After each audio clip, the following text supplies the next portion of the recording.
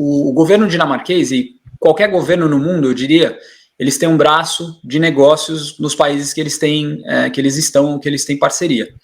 Então, os governos, eles colocam esse braço de negócios, chama Trade Council, né? É um trade negócios, é um tipo consulado de negócios com o objetivo de auxiliar empresas de pequeno e médio porte a ter uma entrada no país. Então, a empresa aqui da Dinamarca, ao invés de contratar uma grande consultoria, que é inviável muitas vezes, eles têm um serviço ali que é subsidiado pelo governo, onde eles vão pagar R$1.000 por hora, mais ou menos, para ter uma pesquisa de mercado, para ter uma geração de lead, pelo menos inicial, e conseguir algumas reuniões, né?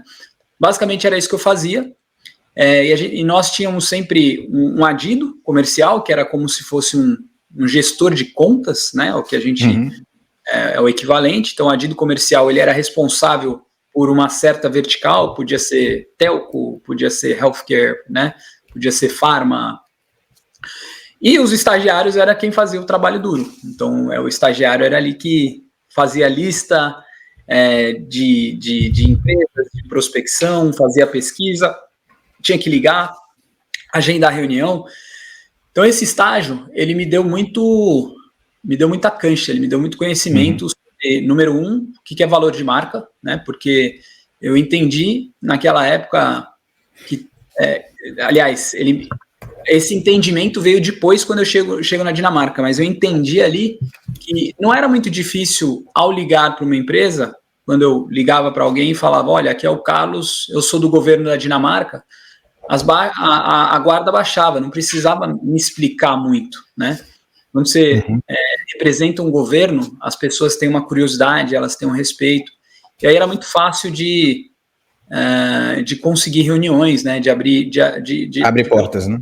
De abrir portas, pelo menos no começo ali, né? Não é fácil fazer o negócio, tem muitas outras complexidades, mas de abrir as portas.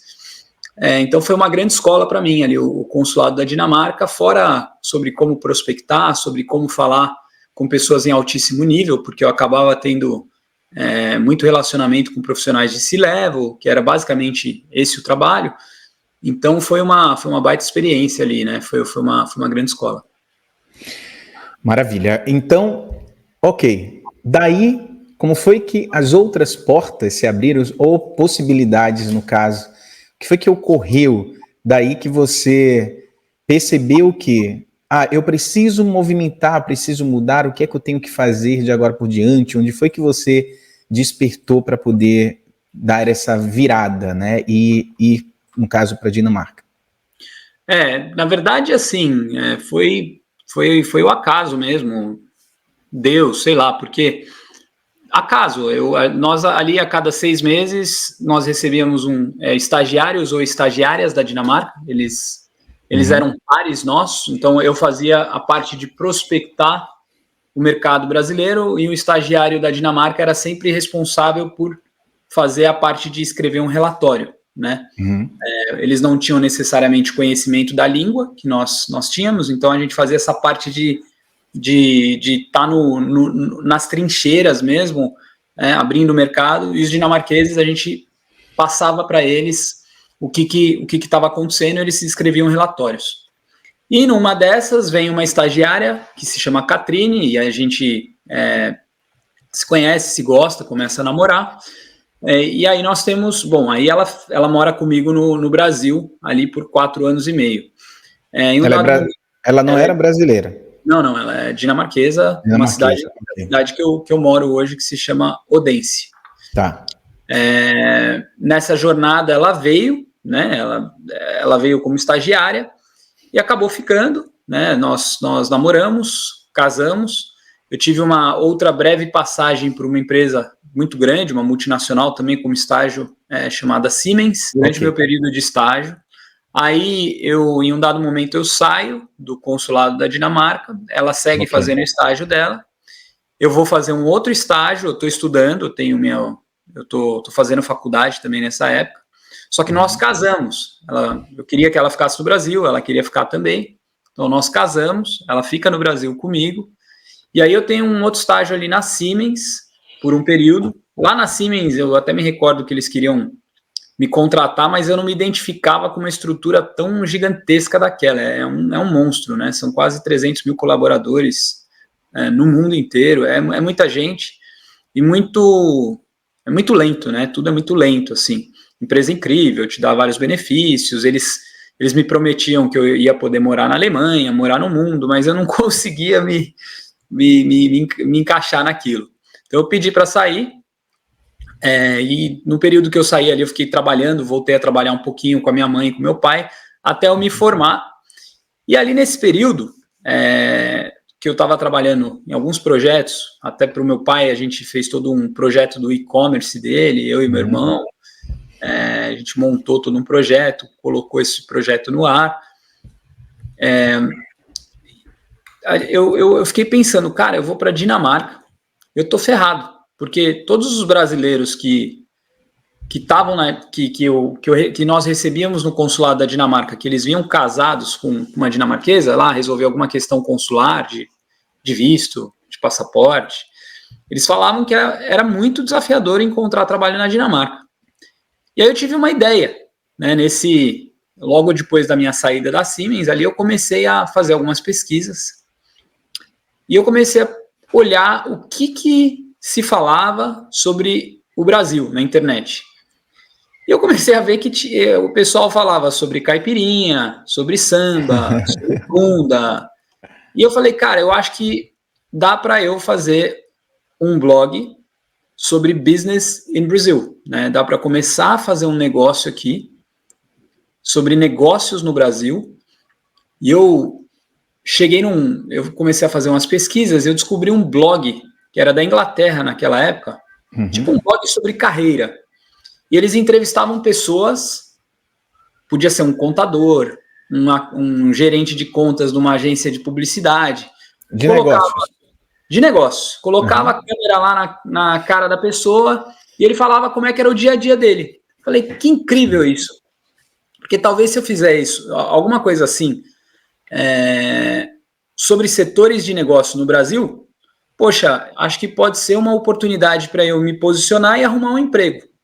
E nós éramos sócios de um clube lá em São Paulo, tem um clube que se chama SPAC, SPAC, né, que é o São Paulo Athletic Club, que foi fundado pelos ingleses. E eu comecei a ter muito relacionamento lá no clube por causa do esporte, do squash, né? Eu joguei squash um tempão depois do tênis, comecei a me relacionar com os amigos lá e pedi para eles. Eu falei, pessoal, em junho eu tô indo para Dinamarca, então eu tenho essa ideia e eu vou começar a entrevistar vocês. Quem puder fazer entrevista em inglês, vamos embora, né? E vocês vão falar sobre o setor de negócios aí do Brasil. E aí eu entrevistei um amigo que trabalhava numa seguradora, eu entrevistei o dono de um supermercado lá em São Paulo, que é um supermercado, tipo uma boutique que se chama Santa Luzia. Eu entrevistei um dos cofundadores ali, do Mercado Pago, que é parte do Mercado Livre. E eu fui fazendo isso, né, antes de chegar na Dinamarca, ou seja, eu fui criando uma biblioteca de conteúdo, contratei um designer para trabalhar no blog, e aí chega a época eu tenho uma conversa com a Catrine, nossa primeira filha, a Inês hoje está com 11 anos, ela nasce, e aí da junho de 2013, a gente já conversava muito sobre voltar a morar. A Catrine tinha saudades da casa dela. Eu falei, bom, vamos dar uma chance para a Dinamarca. Eu não sei o que é, tenho vontade de morar fora e a gente pode ir para lá.